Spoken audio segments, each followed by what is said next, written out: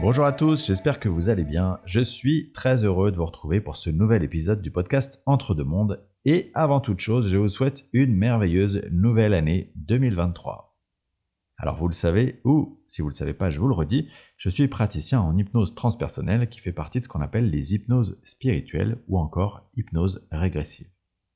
Je suis donc formé à l'hypnose et j'ai eu la chance d'être formé par une personne qui s'appelle Séverine Barbier. Entre parenthèses, je vous invite à écouter notre entretien hors série avec Séverine Barbier.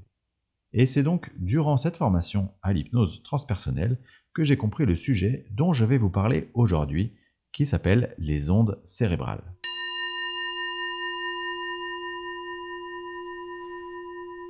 Alors, pour cet épisode, je me suis donc inspiré de mes connaissances liées à ma pratique, ainsi que des travaux d'Alex Michel, fondateur de la société Mental Waves, dont je vais vous reparler un peu plus tard. Alors, quand on parle d'ondes cérébrales, on parle donc d'ondes qui ont un effet particulier sur notre cerveau. Et donc, forcément, vous le savez, si on parle d'ondes, on parle d'énergie. Comme quoi, on y revient toujours. Petit rappel nécessaire à ce propos. Tout dans l'univers est composé d'énergie, de vibrations, de sons, d'oscillations audibles et inaudibles.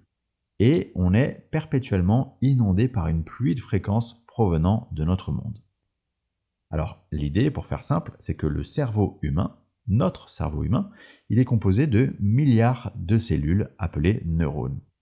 Et chacun de ces neurones utilise une énergie, l'électricité, pour envoyer des signaux et communiquer avec les autres neurones. Et c'est cette activité qu'on décrit comme les ondes cérébrales. Pourquoi des ondes? Bien parce que ça fait des sortes de vagues qui montent et qui descendent en permanence. Les ondes cérébrales, elles sont donc définies par ce qu'on appelle des niveaux de fréquence. Ces niveaux de fréquence, c'est simplement le nombre de cycles, donc d'oscillations, qu'elles effectuent par seconde. Et ces ondes, on les divise en 5 catégories, selon la fréquence des ondes émises. La première catégorie, c'est les ondes dites gamma. Ces ondes, elles correspondent à des fréquences comprises entre 40 Hz et 200 Hz. C'est celles qui possèdent la fréquence la plus élevée.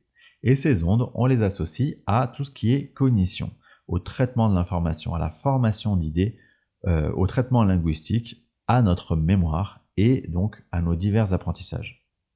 Vous avez donc compris qu'elles sont associées à notre état d'éveil normal. Tout comme les ondes bêta d'ailleurs, dont on va parler juste après. Et donc ces ondes gamma et bêta donc, eh bien, elles disparaissent pendant le sommeil profond pour réapparaître dès le moment de la transition vers l'état de veille. La seconde catégorie, donc les ondes bêta, elles sont comprises dans une fréquence qui varie entre 13 et 40 Hz. Et ces ondes bêta, elles sont associées à l'attention, à la concentration intense et à la résolution des problèmes, mais parfois également à des émotions fortes ou un état d'excitation. Du coup, en état de veille normal, durant votre journée, vous allez alterner entre ces ondes gamma et ces ondes bêta. Je précise qu'une bonne activité des ondes cérébrales bêta est hyper importante dans l'équilibre psychologique, puisqu'un déficit d'ondes bêta va pouvoir entraîner des troubles mentaux et ou émotionnels de type dépression, insomnie, hyperactivité, etc.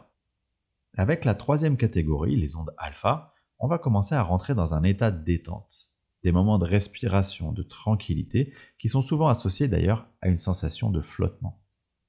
Cet état alpha, il apparaît en vous dès que vous fermez les yeux. C'est donc dans cet état que vous vous retrouvez avant de dormir, durant la phase de pré-sommeil. L'idée des ondes alpha, c'est qu'elles vous aident à travailler sur votre créativité, vous connecter à votre intuition.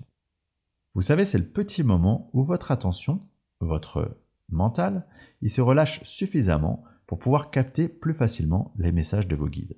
Se retrouver dans ces fréquences alpha, comprises entre 7 et 13 Hz, c'est aussi une question d'entraînement.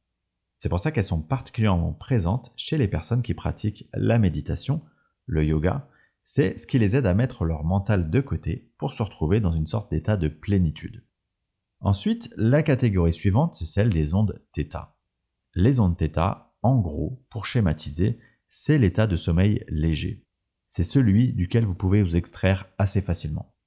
Et ces ondes θ, qui ont une fréquence comprise entre 4 et 7 Hz, elles sont associées à l'état modifié de conscience d'hypnose, dans lequel je vous place durant une séance d'hypnose transpersonnelle. C'est cet état qui va vous permettre d'effectuer ce qu'on appelle une expansion de conscience. C'est-à-dire que vous allez être en mesure de vous connecter au plan supérieur et notamment à ce que nous appelons votre conscience supérieure qui est ni plus ni moins que votre âme, mais la partie de votre âme qui en tout temps est connectée au plan céleste. Et celle que moi j'appelle l'architecte de votre incarnation parce que c'est elle qui a élaboré les plans, c'est elle qui connaît toutes les expériences par lesquelles vous êtes ou vous allez passer. C'est donc également ce type d'état que vous pouvez atteindre lors d'une méditation profonde. Quant aux ondes delta, qui vont donc jusqu'à 4 Hz, vous avez compris que c'est le stade du sommeil profond. L'intérêt d'obtenir cette compréhension par rapport aux ondes et au lien entre ces ondes et notre état cérébral, il est que nous allons pouvoir consciemment jouer sur l'activation d'un état plutôt qu'un autre. Et ce, grâce à ce qu'on appelle la sonothérapie. En clair, la sonothérapie, c'est l'utilisation de sons, donc de fréquences bien précises, qui vont vous aider à vous placer dans l'état souhaité. Par exemple, imaginons que vous avez besoin d'une concentration optimale pour résoudre un sujet particulier.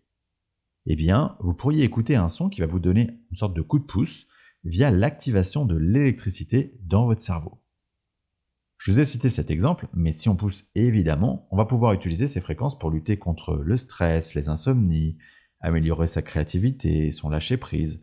Bref, en gros, possibilités multiples.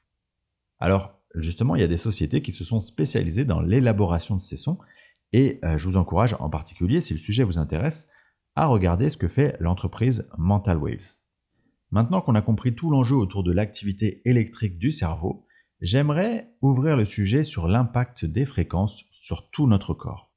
Et pour comprendre ce sujet, il faut d'abord se remémorer que notre corps, il est composé de 60 à 65% d'eau. Ainsi, rappelez-vous que le son, il émet une énergie, une vibration, et que toute vibration, elle a un effet sur l'eau, et notamment sur sa transformation, sa cristallisation. Pour bien comprendre l'étendue de ce sujet, je vous conseille un livre absolument fabuleux qui a été écrit par un scientifique japonais du nom de Masaru Emoto. Et ce scientifique, il démontre à travers des expériences hyper concrètes le lien entre le son et la formation des cristaux d'eau. Pour résumer, plus le son est harmonieux, plus les cristaux qui constituent la matière eau s'harmonisent également. Donc imaginez un peu l'impact d'un son harmonieux sur la transformation des cristaux de chacune des molécules d'eau dans votre corps. Pour aller encore plus loin, et c'est aussi pour ça que ce livre il est vraiment fabuleux, Emoto, donc le scientifique japonais, il démontre toujours par le biais d'expériences hyper concrètes le lien entre les pensées, les émotions émises et l'harmonie de la formation des cristaux d'eau. Alors, il y a beaucoup de pratiques et d'outils qui s'offrent à vous si vous souhaitez faire l'expérience du son et de l'impact du son sur votre cerveau et votre corps, voire sur vos corps subtils. Et pour n'en citer que quelques-uns, les bols tibétains, les gongs, le yoga sonore, les diapasons, les chants de mantras, etc.